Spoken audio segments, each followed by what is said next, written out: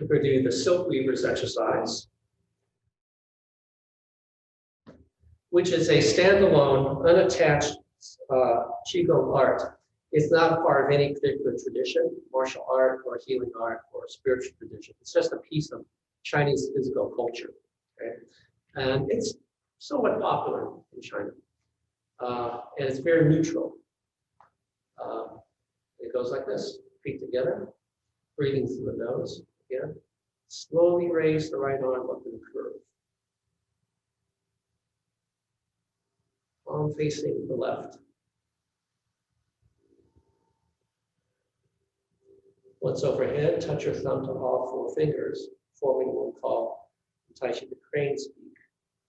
And bring your fingertips behind your head and touch the C7 vertebrae at the base of the neck. That's the one that juts out. Okay? Touch it with your fingertips. Then float the palm back up, face the palm upward, opening the fingers. While pushing the left palm facing down. Close the right fingertips again, bring it down once more. Touch C7 once more. Then float it upward. Open the hand, went overhead, and slowly, very slowly, lower it back down the right side.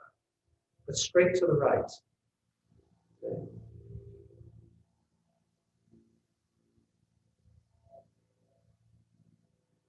You'll hear me say throughout the class the normal, which is the line running parallel. It runs to my left and right, runs parallel to your computer screen. Okay, that's what I mean by normal. And when I'm in a wide stance, it's the line that runs through my feet. Okay. Left arm up, palm facing the right, touch thumb to all four fingers. Slowly bring down behind the head, touch C7.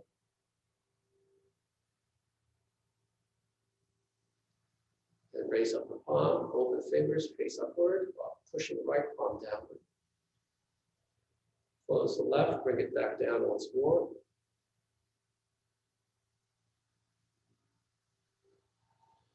And float the hand back up, overhead. Open the fingers, and slowly lower back down the left calf.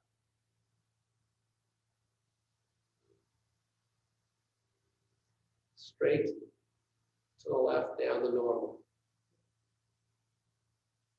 When the hand goes below shoulder height, slowly turn the palm towards the body.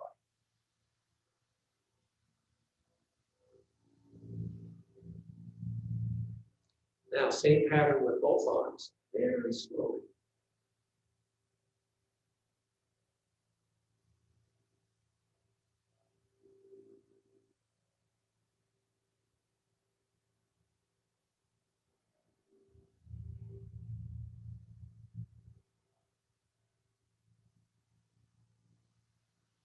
Once directly overhead, touch thumb to all four fingers on each hand. Bring both sets of fingertips down behind the head, touch C7. Open the hands, push upward. Close them both again, bring them down again. Now, as you bring them down and touch C7, no, the elbows are up. Relax and mentally focus on dropping your ribs into your arches, to the arches of the feet. Then when you lift the hands up at the fullest stretched point, crunch your toes, curl the toes, crunch them downward, and think of your thumbs and index fingers, and let them open.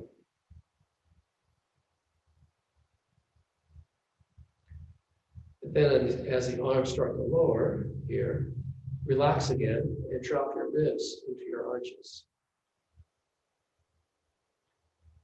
That is the energy of your ribs. Connect them to your arches. Just mentally project that. Okay, next, we turn the left foot out 45 degrees. Put the right toe in front of the left heel. Bend the left knee as deeply as you can. It's called the cat stance or sit stance. And in a second, we're going to raise the right knee to waist level. In what's called the crane stance. If you Yeah, hip or joint issues and can't balance on one leg, just skip it and just keep the toe down if you can. And I think most of you can. Raise the knee, raise the forearms at the same time like this.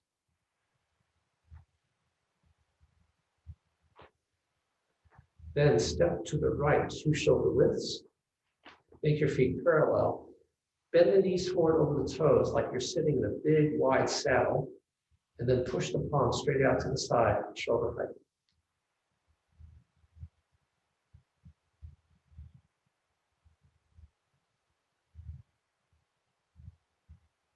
Breathing deeply in the lower abdomen. Then straighten both wrists. Fold your left elbow to your ribs and pin it there, keep it there. Then slowly float the right arm to the left, while staying seated comfortably in the saddle. Keep the knees over the toes and your feet curled. Fold the right arm.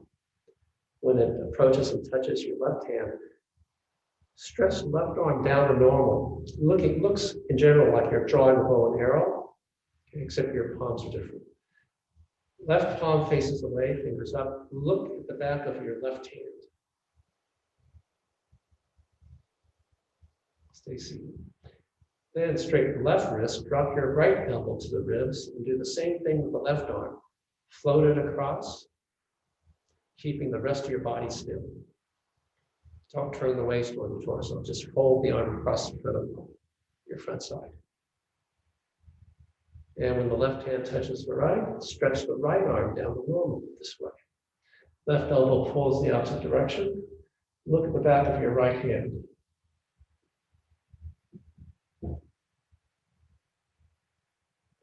Then cross right wrist over your left wrist, covering the chest like so. Turn both feet 45 degrees to the right. Straighten the left leg, pushing your right knee over the toe so that looking down at your toe, it just disappears as you push the right knee forward over, okay? This is the right bow stance, seen throughout martial arts and many forms of Qigong as well. And take your left arm and stretch it to the front, pulling the right elbow to the rear. Again, like you're drawing a bow and arrow. Make like you're an Indian or a Mongol on horseback, and you're shifted over on the saddle to release the arrow. Right knee's over the toe. If you look down, you just see the knee, not the toes. Your left palm faces the right, fingers up, and you see only your thumb, index, and middle fingers. Good. Then cover the chest again, left over right, pivot to your left, then left knee over the toe, straighten the right leg to the left bow stance. Square shoulders and hips down this normal, okay, down this line. Not like this, completely square down this line here. Then stretch the right arm forward towards your screen and camera.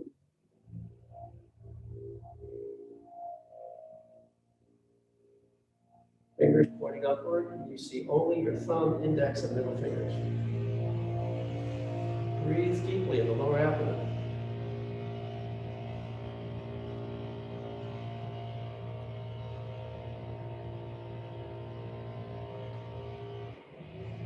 And turn to the front now, make your feet parallel, facing forward. Forearms up at shoulder height. Elbows at shoulder height, forearms up. And we're going to bend forward from the waist, cross our wrists at the bottom, and swing back up, keeping our knees over the toes and staying seated like this. This stretches the lower back, whole back actually, and makes our hips more flexible. It allows us to sit in a lower, stronger, more flexible horse riding stance. And again.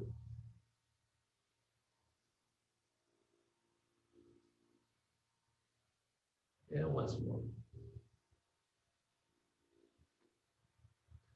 Do it again. You can do it very slowly with control.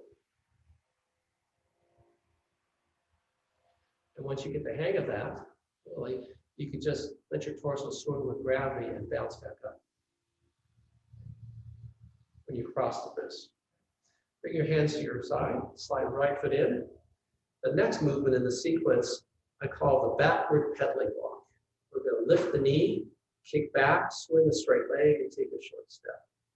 Knee up, kick back, swing, and step. Ankle this way. Knee up, kick, swing, step.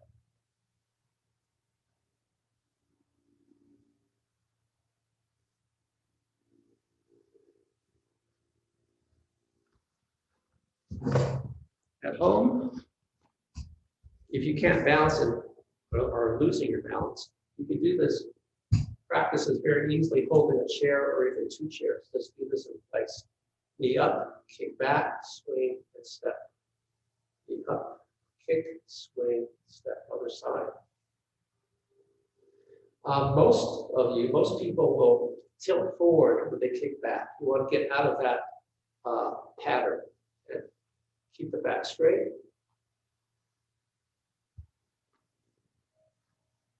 Yeah, just like riding a bicycle backwards. Pedaling backwards on a bicycle. Yeah, kick. And do that until you're confident and you have your balance. Okay?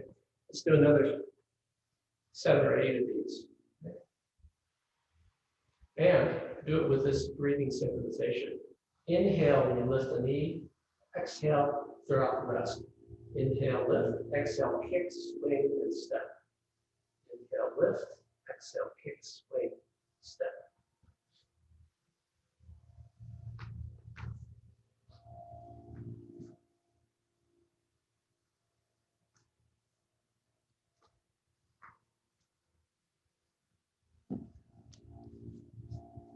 And stop.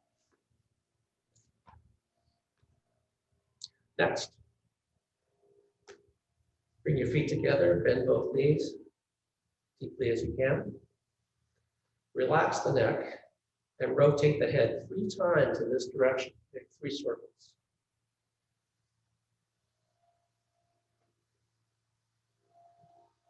See from above, you're circling counterclockwise. Then turn your left foot out 45 degrees. Put your right toe in front of the heel again for another cat stance. Next, we're going to raise the right knee one more time to a crane stance. This time, make fists, palms upward, and pull your fist straight up into the armpits as you lift the knee. And hold this. Then step to the right 2 shoulder widths. Bend both knees, stay seated. And swing the arms outward at shoulder height.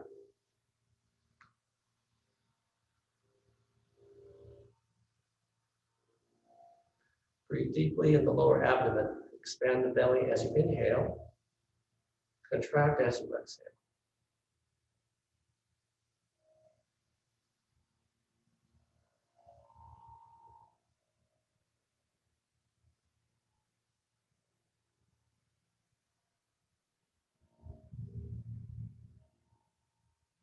And sit in the saddle, let the lower back become flat.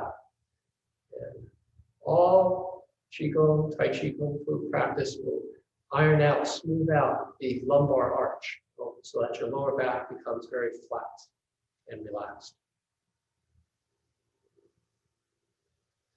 Opening, loosening this area down in the lower back allows you to connect the energy of the lower body to that of the upper body. Okay? Some people, fortunate ones, have that connection already there. Many people have to work very hard through various forms of yoga and activities to get that connection made. Then open your hands, slide right foot into your left, bring both hands to your collarbone, then stand up, exhaling through the mouth, lowering the palms. And we finish this section of Silkweaver's exercise with this little flourish. We're going to rise up on our toes and balls of our feet, circling the arms forward. Touch our fingertips together.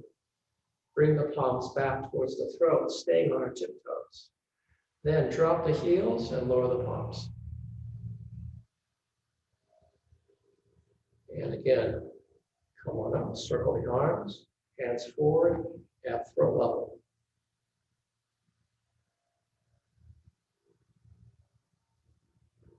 Bring the palms down, drop the heels, lower the palms. You can visualize the microcosmic orbit that goes up the back over the top of the head and down the front side, which goes to the dantian, or all the way down to the feet. As you do this, raise the energy up the back, gather it forward to your hairline in front. Then as you drop the heels, lower the palms, the energy cascade down the front side. And one more time.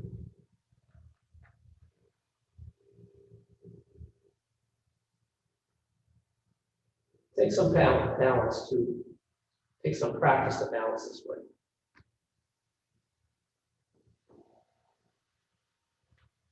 And one last time. Just this exercise is quite effective in circulating your energy, focusing your mind, and then grounding your energy.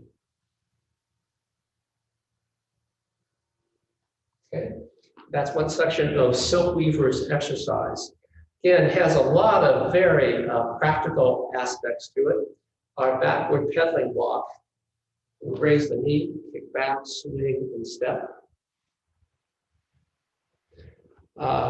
Great for balance. Keeps the joints on both sides, on each leg, very loose and fluid, and healthy and functioning.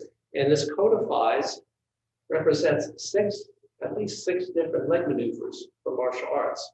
It's a knee, a snap kick, a hook, a back kick, a scrape, and a stomp.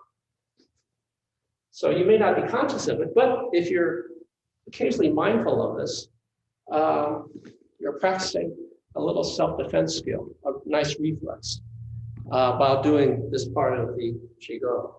Because you never know when you might need something like that, even just to lift the knee. Okay? Also, yogically speaking, we inhale. You notice I told you, inhale as we lift the knee, and exhale, grab the kick, swing, and step. This conditions the body. It gets you ready for an advanced technique called reverse breathing, okay? Which is a seriously advanced technique in Kung Fu. And that breathing, some people think it's the reverse of natal breathing. And natal breathing is the pattern where we expand the inhalation, we expand the lower abdomen with every inhalation, and then contract with every exhalation. Okay. We know this. It's also defined by the fact that when we inhale, the diaphragm presses downward to enlarge the chest and lung cavity. And when we exhale, the diaphragm pushes upward to put pressure and make smaller the chest cavity. Okay. And when we do that, we inhale, expand the lower abdomen, exhale, contract. That's natal breathing. Reverse breathing, some people think is the reverse of that. It's not quite. Reverse breathing, I'll tell you now, is when you take a deep inhalation, just like natal breathing, only you hold the stomach wall flat. You don't allow the inhalation to occur down here, the expansion to occur down here. You keep the stomach wall flat, and when you take a deep breath using the diaphragm moving the same way, you will feel the energy wrap around your waist and into the kidneys and actually expand the kidneys. When I teach this class, when I used to teach this class in person at Emperor's, I would have everyone come by and put their palms on my kidneys, and I would just simply take that reverse breath. And maybe you can see it a little bit. You hold the stomach wall flat. You can try this. Hold the stomach wall flat. Take a deep inhalation. And you'll actually feel your palms push out. Okay? That's if you're relaxed enough and do this enough. Okay? That's what reverse breathing is. It energizes the kidneys and the whole area back here. It's not kidney breathing. That's another form of breathing. Okay? That's another very advanced yogic breathing. But this is reverse breathing. And this exercise, this part of Silkweaver's exercise, lift the knee, kick back, swing, and step, and inhale when you lift the knee. Lifting this knee causes the stomach muscles to hold firm and to not allow your belly to expand as in a regular natal breath. Okay? So that's a lot of good stuff just from Silkweaver's exercise. That's why I like this as a warm-up. We haven't even got to it. Can I ask a question? Yes? Yeah, so when you raise your knee, are you supposed to keep it like waist high or just as high as you can go? Or Waist high for this. You could do it, yeah. If you're flexible, you could raise it higher, and that ensures that you won't distend the abdomen on the inhalation. Oh, thanks. And then also for the crane stance, do you how do you hold your upper leg like below your knee? Right. Nice question. I cover your classical crane stance. Some people can hold it like this. It actually, for me, it helps balance if you put the front foot over the knee of the supporting leg. Okay. This kind of makes a circle. Okay. Like here, figure 4. And for me, it's easier to balance. I think for most people it is. So also for practical martial form, this protects the knee and closes the groin area even more. Every crane stance in every art I've done takes the foot and covers the knee with it, okay? Because the knee is all vulnerable. So, but also just in terms of balance, this, you're just short of, you're a few feet short of, you're a few feet away from being double weighted. But here, if you bring it in, everything goes into the root, the one root that you're standing on, okay? Does that answer the question, or was it? Yeah, that's great, thank you. Okay, you're welcome. Okay, so Master Dunn, I'm sorry, I have a quick question about the horse riding stance. Sure, go ahead. Or the saddle stance. When, like in gymnastics, because I trained champions in gymnastics, we would teach a pelvic tilt. Okay. So I wanted to ask if you're like, if the arch that is in the back, that's naturally there. Yeah. Yeah. Are we trying to tilt it so that it becomes flat? Or do we just let the natural sway be there and sit in, like, not tuck? Like, I guess my best description would be like if you were a dog and you had a tail, tuck your tail under. I don't want to tuck my tail, right? That's a nice analogy. In general, the goal is to eventually flatten the back, okay? You don't have to continually focus. Just by practice, the conditioning of holding your feet parallel, bending the knees over the toes, and sitting. And for example, there's a Tai Chi warm-up that I teach where we do this. And also many times up and down, being double weighted with the feet parallel. Just this action alone continually will flatten the lower back. Okay.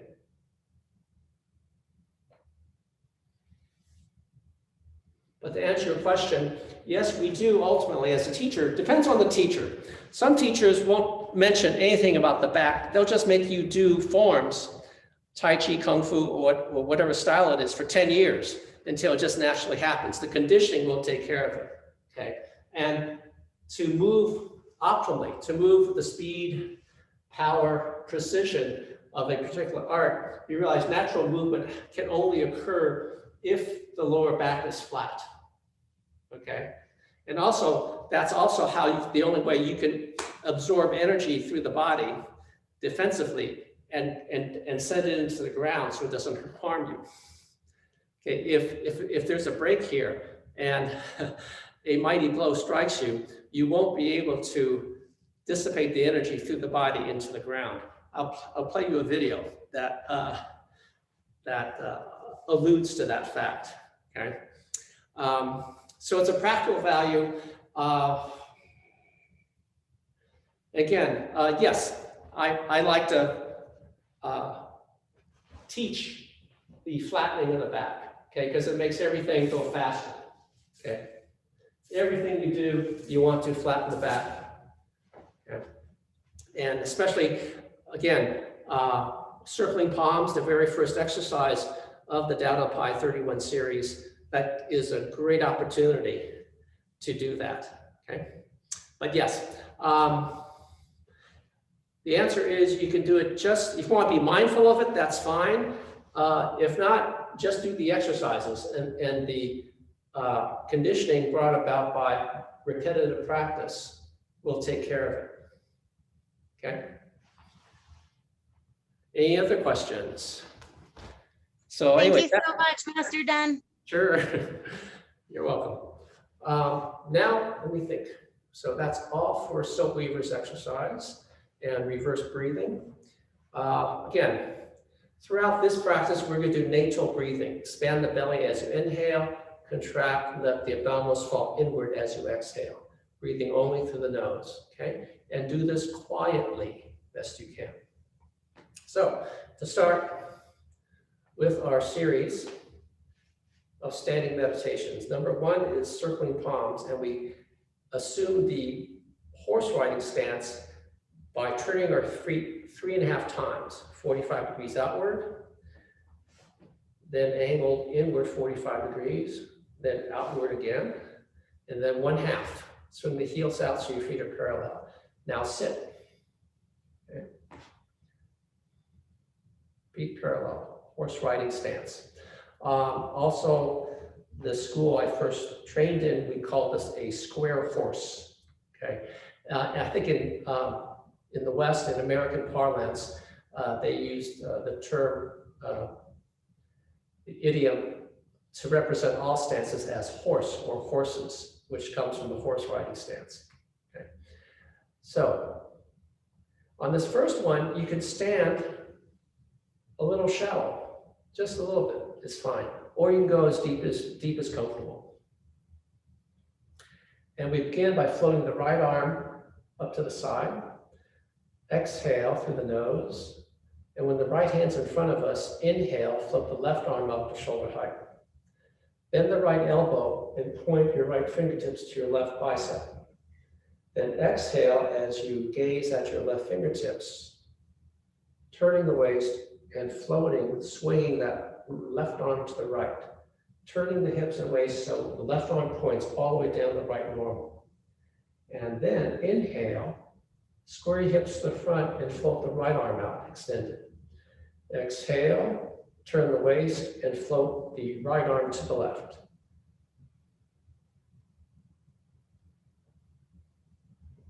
Inhale, left arm out. Exhale, sweep it to the right. Inhale. Exhale, sweep the right to the left. Keep your feet parallel. Check your feet occasionally, because they will tend to flare out. Toes will tend to flare out when you begin practicing. Professor, is there a weight shift? No. Stay right, good question. Stay right in the center. Stay double weighted. As you turn the waist to one side, point the arm down at normal. The back, the knee on the same side of the extended arm tends to cave in. Eventually, you'll become so flexible in the hips that it'll barely move. But you can allow it to cave in towards here, the left foot. Then as you inhale, straighten the arm, bow the knees out over the toes again. As one arm turns and points to the opposite side, you can let that same knee, the knee on the same side, cave inward slightly. Inhale on the extension, exhale on the sweep.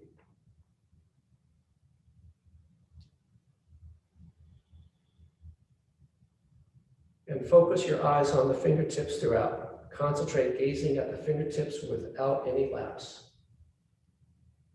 And then when you inhale, switch your gaze to the other set of fingers extending down to normal. And then keep gazing at that hand as you focus. Your visual focus is entirely on the fingertips throughout this exercise, nowhere else. Of course, you can peek at the screen and see what I'm doing. But outside of that, keep your eyes focused on the fingertips.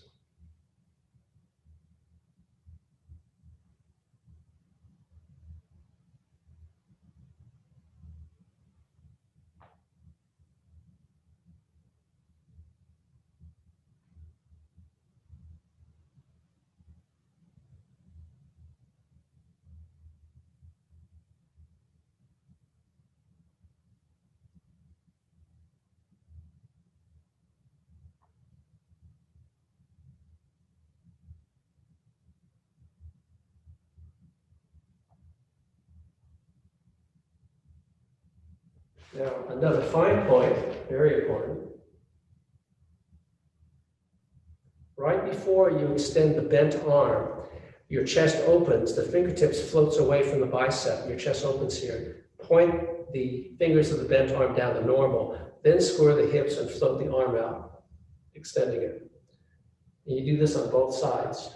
Right before you extend the bent arm, like on this side, the chest opens. Then extend.